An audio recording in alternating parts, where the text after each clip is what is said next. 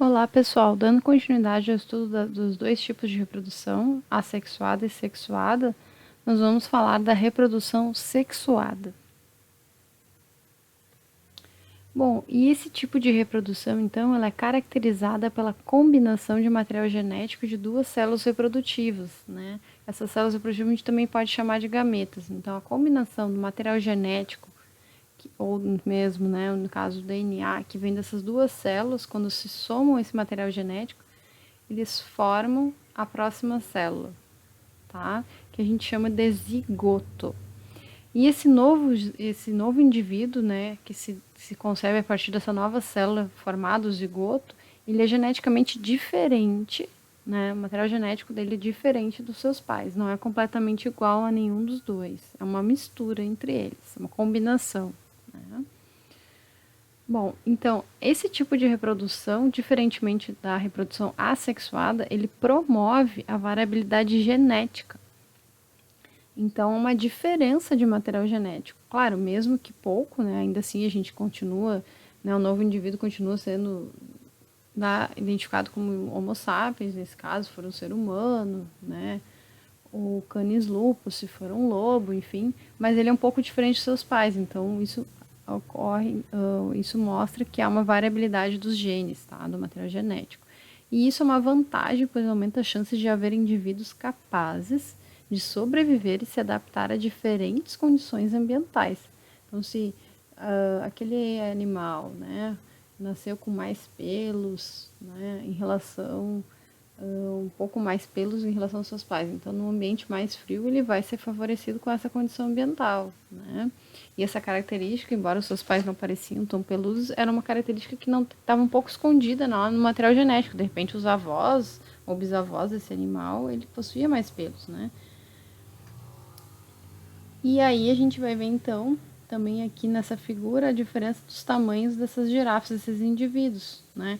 Os indivíduos mais altos, em um ambiente com árvores com copas maiores, ele vai ser favorecido para se alimentar, em detrimento daqueles indivíduos mais baixos. Ou o contrário, né? Essas árvores estão mais jovens, os mais baixos vão ter acesso mais fácil à comida, né? E podem vir a deixar então descendentes. E aí ter esse sucesso evolutivo, né? Mantendo a espécie.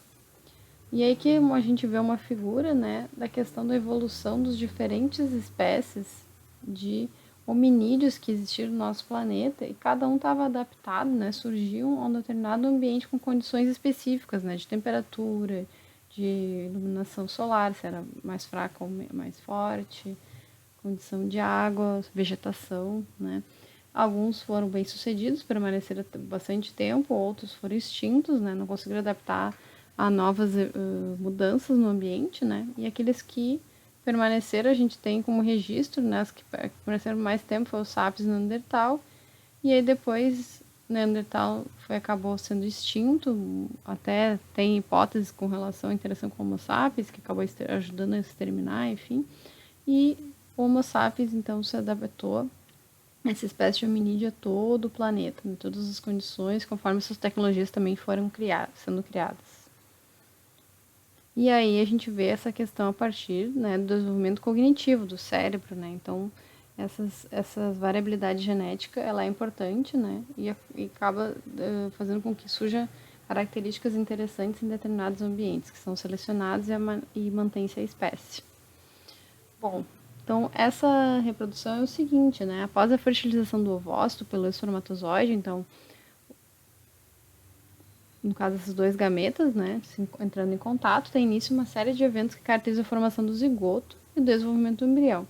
Então a gente vê aqui o material genético que veio da célula masculina, né, do espermatozoide, adentrou aqui essa célula aqui feminina com o seu material genético, e a fusão desses dois materiais genéticos vão resultar no zigoto, né? E esse zigoto vai passar então a ter os 46 cromossomos. Então vai vir 23 da mãe e 23 do pai, somados vai dar os 46.